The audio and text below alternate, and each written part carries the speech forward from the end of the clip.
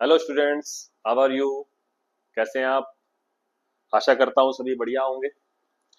जैसा कि पिछले वीडियो के अंदर हमने बेसिक मैथ स्टार्ट किया था और मैंने आपको ट्रिग्नोमेट्री के बारे में बताया था। तो ट्रिग्नोमेट्री के अंदर मैंने आपको sine theta, cos theta, tan theta और साइन की वैल्यू, कॉस की वैल्यू, टेन की वैल्यू निकालने के लिए कुछ मेथड्स बताए थे सिंपल बेसिक मैथमेटिक्स के अंदर, जो फिजिक्स में बड़े काम आते हैं। और खास तौर पे मेडिकल वालों के तो बहुत जरूरी है, क्योंकि मेडिकल वालों को वो मैथ्स के अंदर तो नहीं पढ़ सकते, लेकिन उसे फिजिक्स में पढ़ने के लिए हमें ये सारे टूल्स की जरूरत पड़ती है। तो अब उसके बाद कुछ छोटी छोटी बातें और ट्रिग्नोमेट्री की हमारी रह गई थी, पहले मैं उसे कंप्लीट करूंगा, फिर हम एक नए टॉपिक पे चलेंगे आज। और आज कोशिश करेंगे बेसिक मैथ्स का जो कंसेप्ट है वो सारा क्लियर करें और पूरे के पूरा बेसिक मैथ्स है उसको कंप्लीट करें, ताकि हम आगे अगले वीडियो के अंदर हम सीधा फिजिक्स के टॉपिक पर जाएंगे। तो सबसे पहले सामने लिखा हुआ आपके बोर्ड पर पीजीटी यानी पाइथागोरस थ्योरम। तो आज हम पाइथागोरस थ्योरम के बारे में पढ़ रहे हैं। सिंपल थ्योरम है एक, पाइथागोरस की राइट एंगल ट्राइंगल के ऊपर अप्लाई की जाती है, यानी समकोण त्रिभुज पर लगती है। तो आपके सामने एक राइट एंगल है, समकोण त्रिभुज है, जिसके अंदर ये थीटा एंगल है। थीटा एंगल के सामने वाला जिसे हम क्या कहते हैं, परपेंडिकुलर यानी लंब। नीचे ये जो है ये है बेस, इसका आधार, और ये है हाइपोटेनियस यानी कि कर्ण।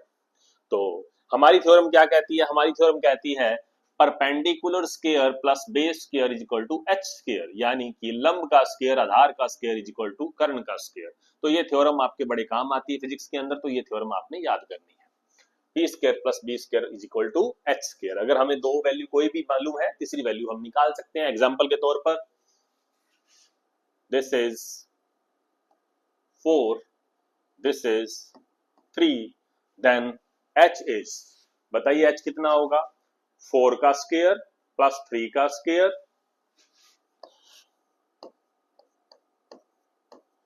इज इक्वल टू, बताइए क्या आएगा?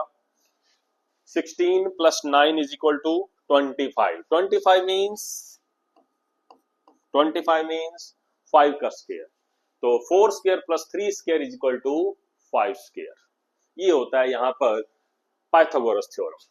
तो पाइथागोरस थ्योरम के बेस पर अब सबसे पहले बात करते हैं, अगर हमें ट्रिग्नोमेट्री के तीनों फंक्शन निकालने पड़े इस ट्राइंगल से तो कैसे निकालेंगे? तीन फंक्शन हमारे थे, साइन थीटा, कॉस थीटा और टेन थीटा। तो सबसे पहले बताइए साइन थीटा कैसे निकाला जाता है? क्या फॉर्मूला है साइन थीटा निकालने का ट्राइंगल से? P अपॉन एच, लंब बटे कर्ण। P का मतलब यहां पर 4, कर्ण का मतलब यहां पर h की वैल्यू हमारे पास कितनी आई है? 5। तो हम साइन थीटा की वैल्यू निकालेंगे तो 4/5 आएगी, 4/5 यहां से। और अगर हम निकालेंगे कॉस थीटा की वैल्यू, तो कॉस थीटा की वैल्यू आएगी यहां पर b अपॉन एच, जिसे हम कहते हैं 3/5। ये वैल्यू आएगी इस ट्राइंगल से, sine theta and cos theta की वैल्यू 4/5। साइन थीटा की वैल्यू 4/5 कब होती है? साइन थीटा की वैल्यू 4/5 होती है when theta is equal to 53 degree. ये बात के काम की है कि साइन जब थीटा की वैल्यू 53 रखी जाएगी, यानी ये एंगल अगर 53 डिग्री है, तो साइन 53 की वैल्यू होती है 4/5। और इसी बेस पर अगर साइन 53 की वैल्यू 4/5 होती है, तो कॉस 453 की वैल्यू होती है,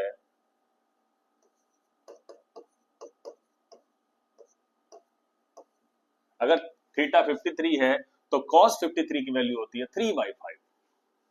ये जो मैंने ट्राइंगल बनाया ये 53 डिग्री एंगल लेके बनाया हुआ है। तो 53 डिग्री एंगल के बेस पर साइन थीटा की वैल्यू 4/5 याद रखेंगे और कॉस थीटा की वैल्यू 3/5। लेकिन अगर ये थीटा की वैल्यू 53 की बजाय 37 डिग्री यूज की जाए, ये दो वैल्यू बड़ी काम की है। थीटा की वैल्यू अगर 37 डिग्री है, आप सोचते 37 डिग्री की वैल्यू टेबल में नहीं होती, तो टेबल में नहीं होती, लेकिन हमें याद रखनी है क्योंकि हमारे फिजिक्स में बहुत काम आएगी। तो 37 की वैल्यू अगर यहां रखी जाए, तो इस कंडीशन में साइन थीटा की वैल्यू अगर 37 डिग्री है तो साइन थीटा की वैल्यू हो जाती है 3/5 और कॉस थीटा की वैल्यू हो जाती है 4/5। ये दो वैल्यू आपने याद रखनी है, 53 डिग्री पर साइन और कॉस की वैल्यू, 37 डिग्री पर दोनों एक दूसरे के बिल्कुल अपोजिट हैं। अगर आप एक याद रखते हैं दूसरा याद रहेगा। तो ये थी हमारी पीजीटी यानी पाइथागोरस थ्योरम। इसके बाद अब ट्रिग्नोमेट्री की जो बातें हैं वो ऑलमोस्ट आपने पढ़ ली, जितनी हमारे काम की है, जो हमारी फिजिक्स में काम आती है। इसके अलावा अब हम आज जो टॉपिक पढ़ने जा रहे हैं ट्रिग्नोमेट्री के बाद बेसिक मैथ के अंदर एक खास टॉपिक है जो मैथमेटिक्स का है, जिसका नाम है कैलकुलस। कैलकुलस का मतलब होता है जिसके अंदर हम डिफरेंशिएशन यानी अवकलन और इंटीग्रेशन यानी समाकलन इनका यूज करते हैं फिजिक्स के अंदर। फिजिक्स के अंदर अवकलन और समाकलन यानी डिफरेंशिएशन और इंटीग्रेशन दोनों बड़े काम के हैं। इसलिए आपको पूरी डिटेल मैं नहीं कह रहा आपको, लेकिन फिजिक्स के अंदर जितना सफिशिएंट है, जितना काम का है वो जरूर याद करें, खास तौर पे मेडिकल के स्टूडेंट्स, क्योंकि उनको ये डिफरेंशिएशन इंटीग्रेशन करना जरूरी है, क्योंकि उन्होंने मैथमेटिक्स नहीं लिया हुआ। नॉन मेडिकल वालों को तो मैथमेटिक्स के अंदर ये सब पढ़ना पड़ेगा, उनकी बुक्स हैं, लेकिन जो मेडिकल के स्टूडेंट्स हैं उनको खास तौर पर ध्यान रखें कि वो इस टॉपिक को अच्छी तरह से करें। ये बड़े काम का है डिफरेंशिएशन एंड इंटीग्रेशन। तो चलिए स्टार्ट करते हैं डिफरेंशिएशन और इंटीग्रेशन में। सबसे पहले आज हम स्टार्ट करेंगे डिफरेंशिएशन यानी अवकलन।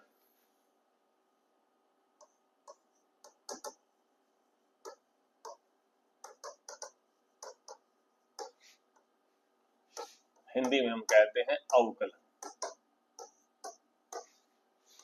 ये जो टॉपिक है डिफरेंशिएशन अवकलन, ये फिजिक्स में बहुत काम आता है। आखिर कब काम आता है? तो पहले मैं इसके बारे में एक लाइन लिख रहा हूं, ध्यान से देखना।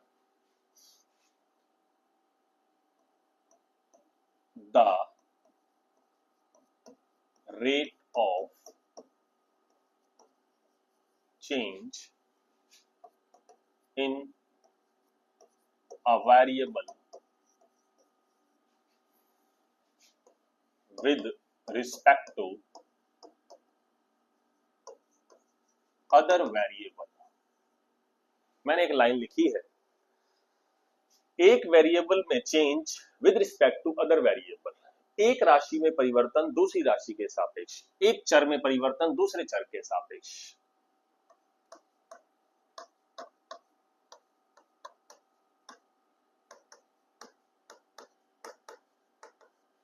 का दूसरी के सापेक्ष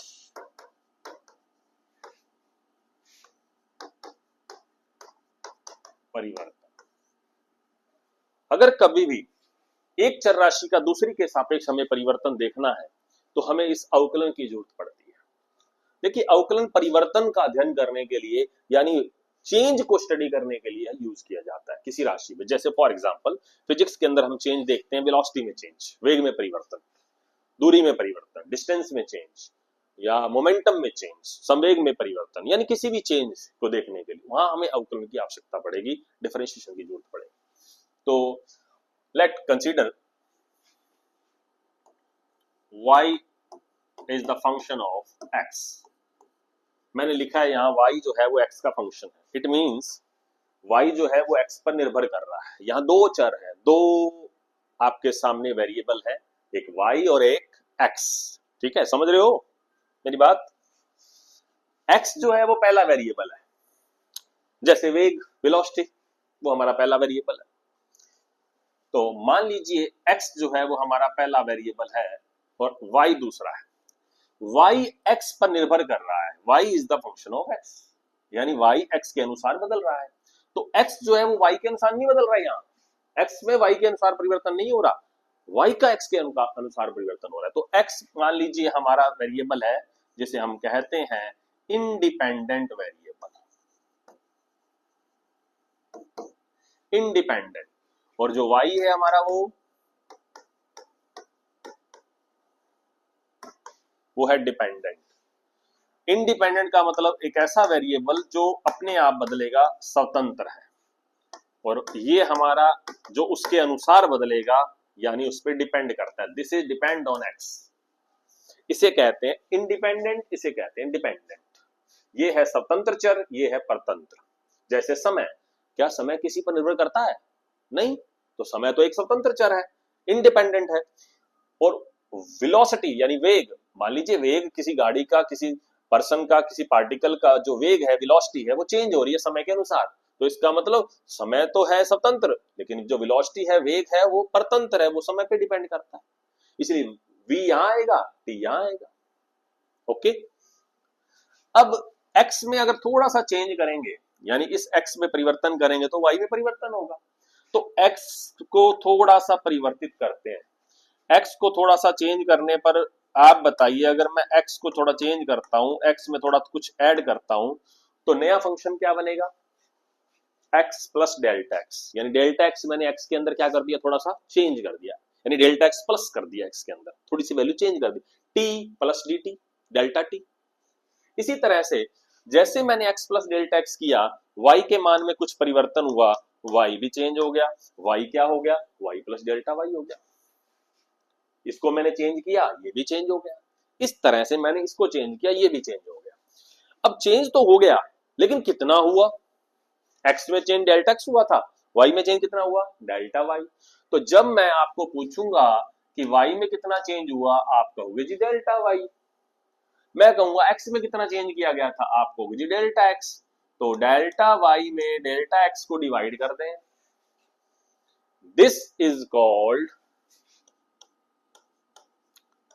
change in y with respect to x। इसे कहा जाता है y का x के सापेक्ष परिवर्तन, delta y by delta x। जो x में चेंज किया, जो y में चेंज हुआ है, उन दोनों का ये रेशियो। लेकिन अगर when if डेल्टा x परिवर्तन जो हम कर रहे हैं वो अगर बहुत छोटा है, यानी x में समय में परिवर्तन बहुत थोड़ा किया, मान ली समय में परिवर्तन आपने किया 0.0001 सेकेंड, 0.0001 सेकेंड, इतना सा चेंज। अब इतने से चेंज में y के अंदर यानी वेलोसिटी के अंदर अगर चेंज पता लगाना है तो कैसे पता लगाए? तो बहुत थोड़े चेंज है, कैसे पता लगाया जाएगा? तो अगर x में परिवर्तन delta x times to zero, इसे कहते हैं टाइम्स टू जीरो। जीरो का मतलब जीरो की तरफ अग्रसर, यानी जीरो के पास चेंज जो है वो जीरो के पास है, बहुत ज्यादा जीरो नहीं है लेकिन जीरो के पास है, 0.0000, दिस इज। तो डेल्टा एक्स अगर बहुत शॉर्ट है, बहुत स्मॉल है, very very very very small है, देन वी कैन राइट इस delta y by delta x को हम लिखते हैं d y by d x, d y by d x. और इस d y by d x को कहते हैं the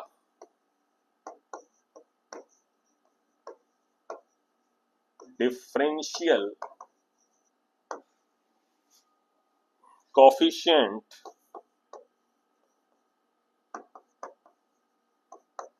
of y with respect to x। y का x के सापेक्ष अवकल गुणांक, डिफरेंशियल कोफिशिएंट, या इसको कहते हैं फर्स्ट डेरिवेटिव ऑफ y। ये y का पहला डेरिवेटिव है, dy बाय dx। तो ये तो है व्हाट इज डिफरेंशिएशन, यानी आखिर अवकलन है क्या, यानी अवकलन को समझने का तरीका कि हम अवकलन क्यों करते हैं, हमें क्यों जरूरत पड़ी इसकी, तो इसको हम निकालने के लिए। तो अब हम देखते हैं कि आखिर ये फर्स्ट डेरिवेटिव या डिफरेंशियल कोएफिशिएंट निकाला कैसे जाता है, इसको सॉल्व कैसे करते हैं, इसको निकालने का मेथड क्या है, क्या फॉर्मूले हैं, क्या तरीके हैं जिसमें हम dy बाय dx को सॉल्व करते हैं। तो चलिए स्टार्ट करते हैं dy बाय dx को निकालने के मेथड्स। देखिए dy बाय dx को निकालने के लिए हमें कुछ फॉर्मूले याद करने पड़ेंगे, मैथमेटिक्स के डिफरेंशियल यानी डिफरेंशिएशन के कुछ फॉर्मूले, कुछ अवकलन के कुछ सूत्र, तो वो आपने याद करने हैं अच्छी तरह से। 11वीं में आपने पढ़े होंगे, 11th क्लास में जो स्टूडेंट्स हैं बेसिक मैथ में उन्होंने थोड़ा बहुत पढ़ा होगा।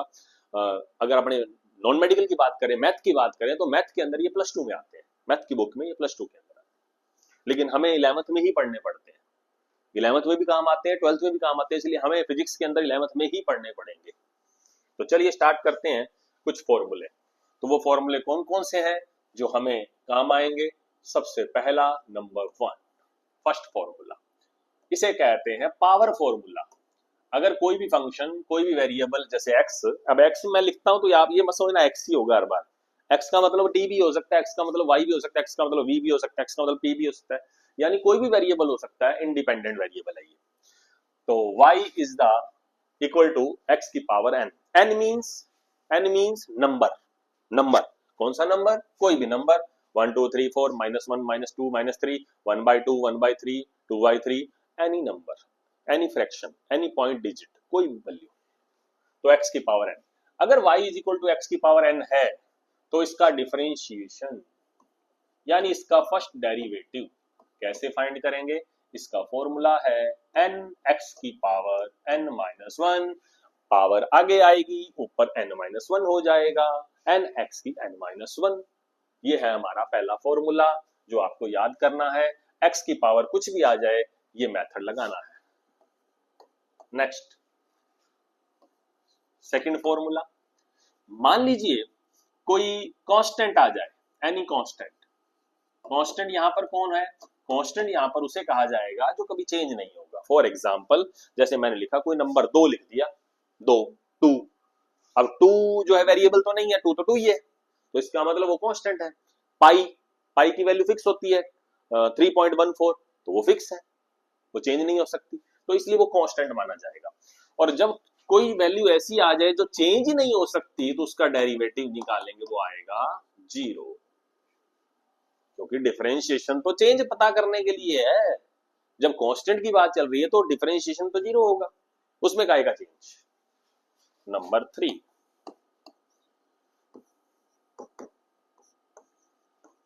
अब देखिए मैंने क्या लिखा 3 नंबर पे, मैंने a और x की पावर n दोनों को इकट्ठा लिख दिया, यानी कांस्टेंट भी है और x भी है, दोनों वेरिएबल भी है और साथ में कांस्टेंट भी है, तो इसका डिफरेंशिएशन कैसे होगा, इसका डिफरेंशिएशन होगा इस तरह से, a क्या है, कांस्टेंट जिसका डिफरेंशिएशन नहीं हो सकता, a को आप एज इट इज रखेंगे, चेंज नहीं करेंगे, सिर्फ x की पावर n का डिफरेंशिएशन का फार्मूला लगाएंगे ये वाला, यानी आपको सिर्फ x की पावर n का डिफरेंशिएशन करना है, a को एज इट इज रखना है, वो कांस्टेंट है। तो सबसे पहले ये 3 फॉर्मूले जो सबसे ज्यादा काम आते हैं डिफरेंशिएशन के, 90% फिजिक्स के अंदर डिफरेंशिएशन के 3 फॉर्मूले काम आते हैं, 90%। इसके अलावा नंबर 4 नेक्स्ट फॉर्मूला, अगर y इज इक्वल टू आ जाए साइन x, साइन x का मतलब अब ट्रिग्नोमेट्री फंक्शन की बात कर रहा हूं, y is equal to sine x, y is equal to cos x, y is equal to tan x, अगर ये आ जाए, साइन को ज्यादा काम आएंगे फिजिक्स में, बाकी टेन का यूज कम होगा। तो बताइए नंबर 1, इसका dy बाई dx डेरिवेटिव क्या होगा साइन x का, इसका डेरिवेटिव होता है cos x, cos x आ जाए तो इसका डेरिवेटिव होता है sin x, but negative sin x, थोड़ा सा फर्क है, negative sin x। tan x आ जाए तो tan x का डिफरेंशिएशन यानी डेरिवेटिव होता है sec square x, sec square x।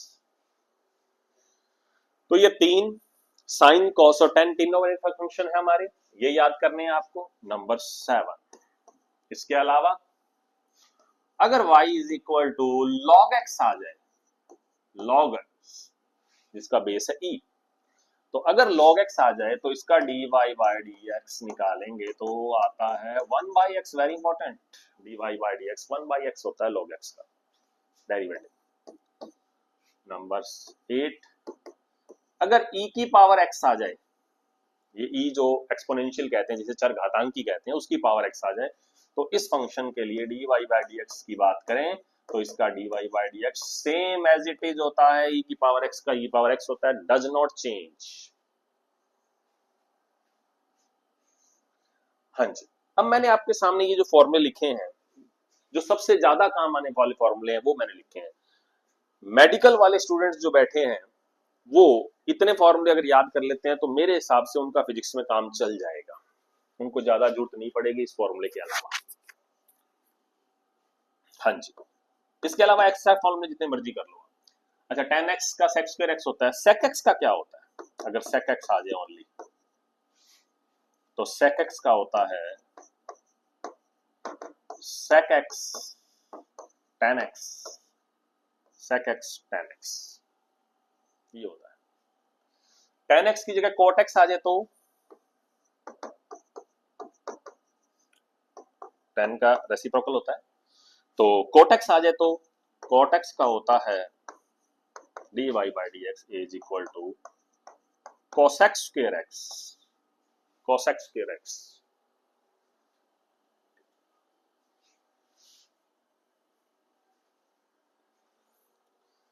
चलिए वैसे इतनी जरूरत नहीं पड़ेगी आपको, आपको जो फॉर्मूले हैं वो मोस्टली मैं टिक मार्क कर रहा हूं वो याद करो, number 1, number 2, number 3, number 4, number 5, number 7, बस इससे ज्यादा मेरे ख्याल से जरूरत ही नहीं पड़ेगी आपको मेरे हिसाब से, क्योंकि फिजिक्स में अभी तक जितने भी क्वेश्चंस अपने कर रहे हैं उनमें इन्हीं फॉर्मूलों की जितने भी डेरिवेशन आएंगे इन्हीं फॉर्मूलों की जरूरत पड़ रही है।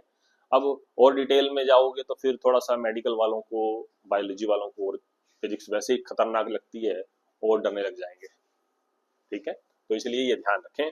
तो ये है हमारे फॉर्मूले। अब ये एक्स्ट्रा फॉर्मूले sec x का, sec x tan x, cot x का, minus cos x square x, ये सारे फॉर्मूले जो है ये एक्स्ट्रा फॉर्मूले हैं, ये आपको याद रखने हैं तो रखें, नहीं रखें तो कोई दिक्कत नहीं, काम चल जाएगा। चलिए अब अपने डिफरेंशिएशन के कुछ और मेथड्स पढ़ते हैं जहां डिफरेंशिएशन काम आता है। नेक्स्ट, हाँ जी, डिफरेंशिएशन के अंदर जैसे फॉर एग्जांपल कुछ खास बातें बता रहा हूं, कुछ एग्जांपल्स, कुछ खास तरीके जिनमें डिफरेंशिएशन काम आता है, जिनमें अपने डिफरेंशिएशन कैसे करेंगे। जैसे मैंने डिफरेंशिएशन आपको sin x का बताया, मैंने डिफरेंशिएशन आपको cos x का बताया, मैंने आपको log x का बताया, मैंने आपको e की पावर x का बताया, लेकिन अगर मान लीजिए हमारा डिफरेंशिएशन कुछ इस तरह से आ जाए, सपोज कीजिए मैंने लिखा x नहीं x प्लस 3 की पावर 3, ये आ गया, मान लो ये आ गया। अब मैंने तो आपको x की पावर n का फार्मूला बताया, ये x प्लस 3 की पावर 3 आ गया, इसका कैसे करेंगे, इसको कैसे करेंगे, तो सुनो ध्यान से, जब x की पावर 3 था, ओनली x की पावर 3, तो मैंने आपको मेथड जो बताया वो बताया है nx की n-1, यानी n आगे आता है और ये फॉर्मूला बताया है nx की n-1, आंसर आया 3x स्क्वायर, ये मैंने बताया आपको। लेकिन यहां कैसे करेंगे, यहां तो प्लस 3 है, ऊपर पावर 3 है, समस्या होगी ये तो। अब कैसे करें, तो इसका मेथड इसको ही फॉलो करना है, यानी हमने क्या करना है, ये जो x प्लस 3 आपको दिखाई दे रहा है, इस x प्लस 3 को आपको x प्लस 3 नहीं, इसको सब्स्टिट्यूट करना है एक वेरिएबल सिंगल से, यानी जैसे t, for example x plus 3 assume as t, तो t की पावर 3 है, हमने इसको t मान लिया, x प्लस 3 को x ही मान लिया, ये x ही हमारा। तो आप बताओ ये पूरा x प्लस 3 होता और इसकी पावर 3 होती, तो इसी फॉर्मूले को फॉलो करो, तो क्या लिखता मैं, dy बाय dx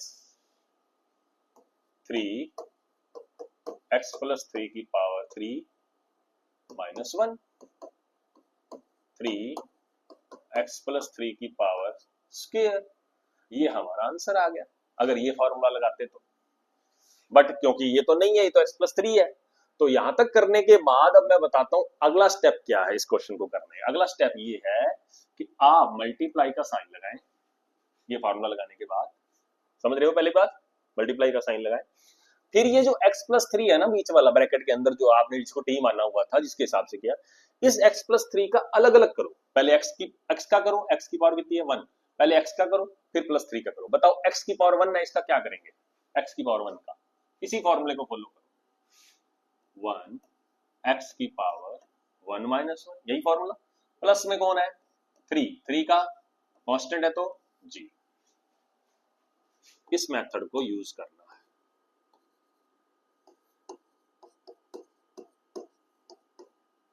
अब x की पावर 0 है, 0 की वैल्यू 1 होती है, किसी की पावर 0 होती है उसकी वैल्यू 1 होती है, this is the answer.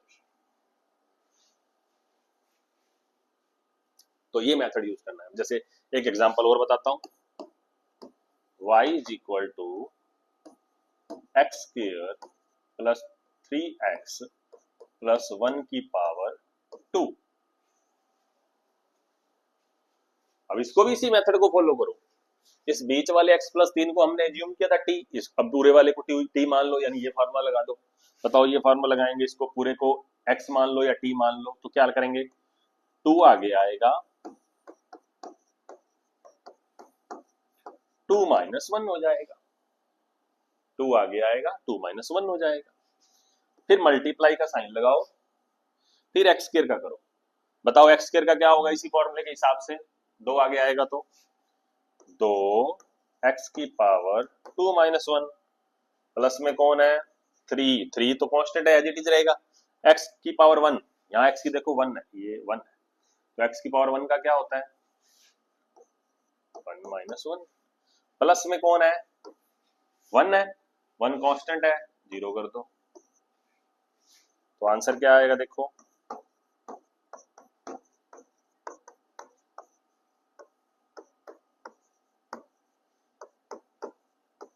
This is the answer. तो ये डिफरेंशिएशन करने का मेथड है।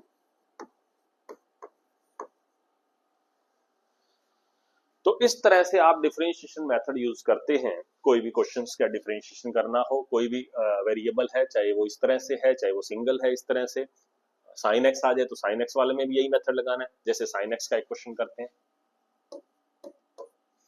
y is equal to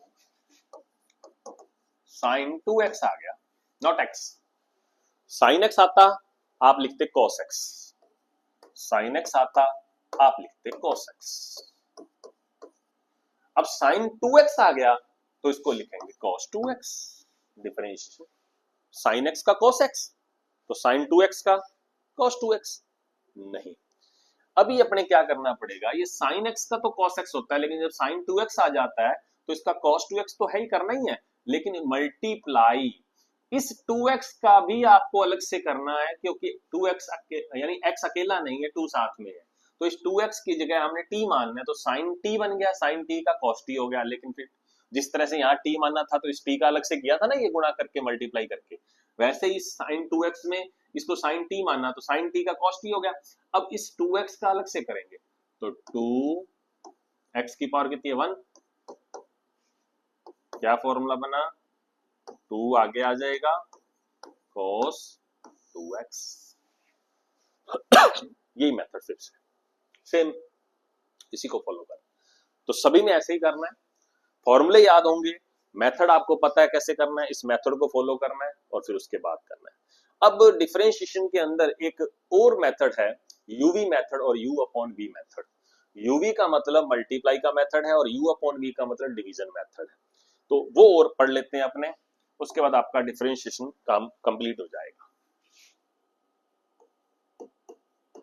UV formula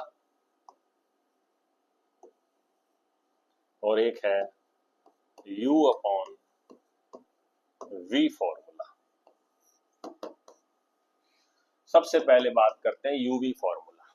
UV फॉर्मूले का मतलब होता है जब दो फंक्शन इकट्ठे मल्टीप्लाई में आ जाए, जब दो फंक्शन इकट्ठे मल्टीप्लाई में आ जाए, जैसे एक को मान लिया u और एक को मान लिया v, इनका डिफरेंशिएशन कैसे होगा u और v का। u मींस जैसे u की जगह मैं कह दूं x स्क्वायर आ गया, v मींस sin x आ गया, अब ये हमारा u है, ये हमारा v है, तो x स्क्वायर sin x आ गया।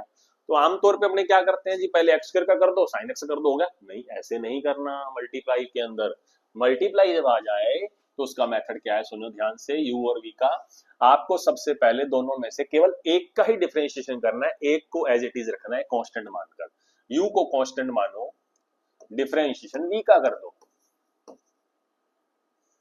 प्लस फिर v को कांस्टेंट मानो, डिफरेंशिएशन u का कर दो।